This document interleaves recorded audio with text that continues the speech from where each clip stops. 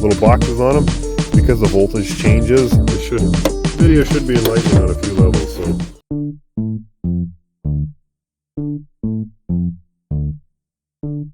Hey guys, welcome back to the channel. I'm Ben. I'm here to help you get the confidence you need to do it yourself. Today I'm solving the Amazon LED headlight problem because I have a cool new set of headlights from AUXITO, and they are the people that are going to help you get the right LED lights you need for your vehicle. They reached out and they sent me a box of LED lights. They're like, Ben, you need to try these because these are going to work for your truck the first time. I'm like, I don't know if I believe them, and they're like, yeah, they're gonna work. So they sent this out. We're gonna try it on the 98 Sierra today. The truck is a little dirty. It's been hanging out in the snowbank. I dug that out for you guys today. It took like 2 hours, and I'm cold, but whatever. We're gonna put these lights in. Part of the problem is anytime you order something from Amazon, you don't exactly know what you're getting. At the end of it, you just really don't know what you're getting. You know, I've ordered them, sent them back. They don't work. You plug it in. You don't know if you need a resistor. It didn't come with the ballast box. It's frustrating. But something about the LED lights, HID lights, it's a struggle every single time to get the right product. And if you order through a company like this, these guys know what you need the first time, so you're not fighting with it. So check this out. So this was kind of what impressed me the most. You know, they came with all this stuff. You know, it's got the little gloves you need to take out your old bulbs, make sure you don't get contaminants on the new gloves. Came with little clips and O-rings to make sure that everything seals up nice. Little owner's manual. And the bulbs themselves are nicely packed in here. They feel high quality, and I think that's what's frustrated me a lot about the Amazon stuff is you never know whether you're getting quality ones or not. Some will be good, I'm sure there are, but so these ones, they come with a fan to keep it cool for the heatsink. If that's we're gonna see if these are noisy or not. I know sometimes that can be a problem with some of the really cheap bulbs that they're just a little noisy, but the heatsink looks really good in this. Got a nice fan, looks serviceable, which is kind of crazy. And the one thing I noticed here is you look at the diode. Sorry guys, lost your box.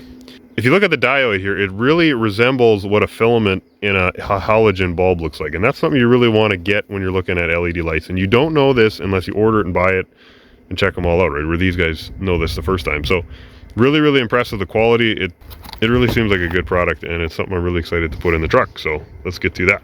Okay, so you got a 90s GM truck. It's a 7/32 bit. There's 2 pins here. I don't know why they quit making things so simple, but you know, it's warming up outside, but winter's not over yet. Come on, you can come out of there now.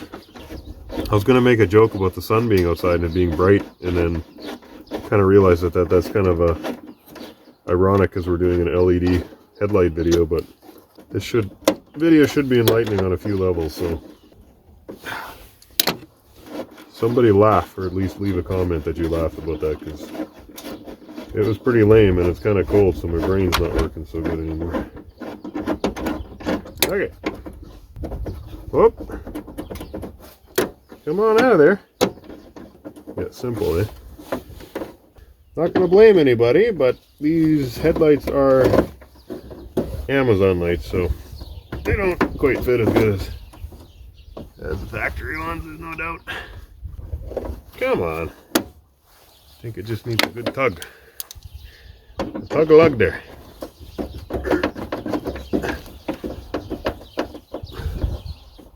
Okay, so I switched side. Got the pins out. If you make it to the end of the video, I'll show you what happened on the other side. Another testament to Amazon lighting. These guys just come out of here like this. Okay. GM didn't leave a lot of wiring, but they definitely left more on these than they do on the newer ones. Push the tab up, and the light comes off. Okay, there's your light. Okay.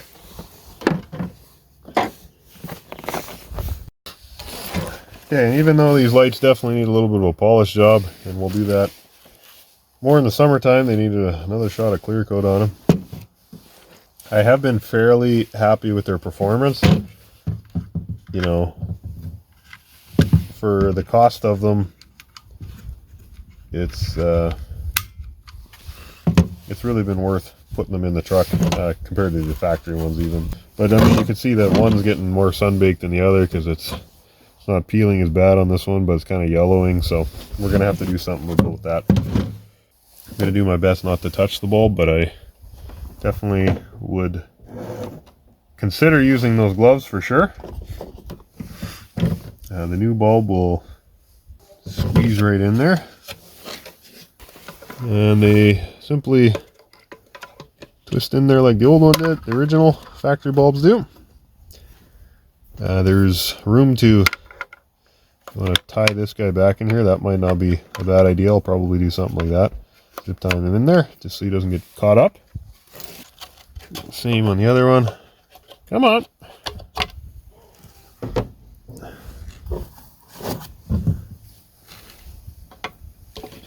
Oops. That's supposed to go in there and sting around. Got the pins and everything lined up in a nice spot, so you got room to tuck this guy in here. We're just going to click them back in there. So I'm going to zip tie those in there quick. Okay, so here you can see the final product. See there's two little holes here. I could slide a zip tie around. These are super tight in there now. Nice, it just holds that ballast box in place. If you're ever wondering why LED or HID lights have little boxes on them, it's because the voltage changes in them. The LEDs do not need the same kind of voltage the halogens do. On an HID light, high intensity discharge, they actually have a ballast box, and it's probably about that big, and that little box is actually to charge up the bulb beforehand, because there's plasma inside an HID bulb, and to get that plasma to ignite to make the bright light, it needs a kind of an extra high powered charge, and so that's what a ballast box does. LEDs are different, where they need less voltage, so these are resistor boxes or whatever that reduce that current going in there. So when I installed these, what I ended up actually doing was using an extra O-ring. There was O-rings on the bulbs, but there was also 4 in the package. Now there are 2, and I took the other 2 O-rings that were in there, stuck them on there so it had double O-rings, and that kind of gave it a better fit. Sealed it up a lot tighter so they don't wiggle around as much. I think that's more to do with the Amazon housings than the AUXITOs. But yeah, so far super impressed with the fit. Everything tightens up in there nice, so we're gonna throw them back in the truck, see how they look. Bulb should just plug right in. Clips in there nice. Make sure it tucks around the fan there.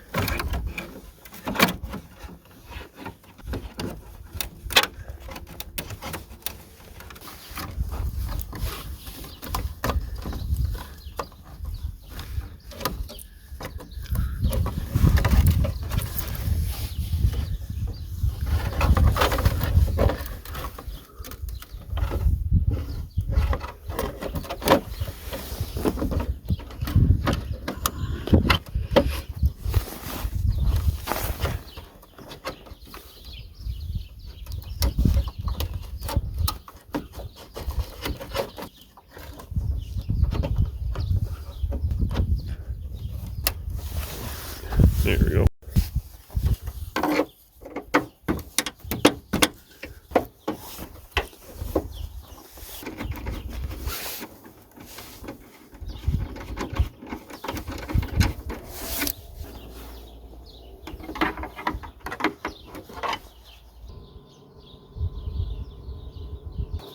Now they're on.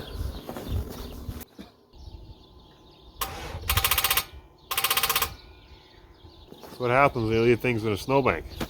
So there you go, guys. If you're looking for LED lights for your project, whatever it is, if it's a newer vehicle or an older one, these guys, you should definitely check them out and see if there's an opportunity for you to get yourself set up with. So high quality stuff.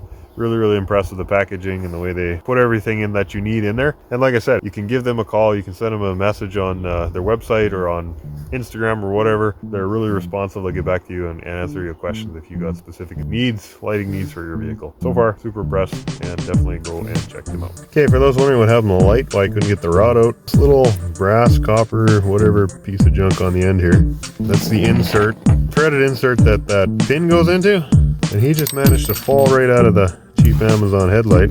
So what I had to do is just use a thin needle nose pliers. I was able to reach underneath the light and hold it, and then twist it off on top again with a socket. Got it out of there, but that's kind of a bummer, because it's like, what do you do with that? So I might glue that back in when it warms up, but it's just too cold here right now. But anyway, that's what happened. So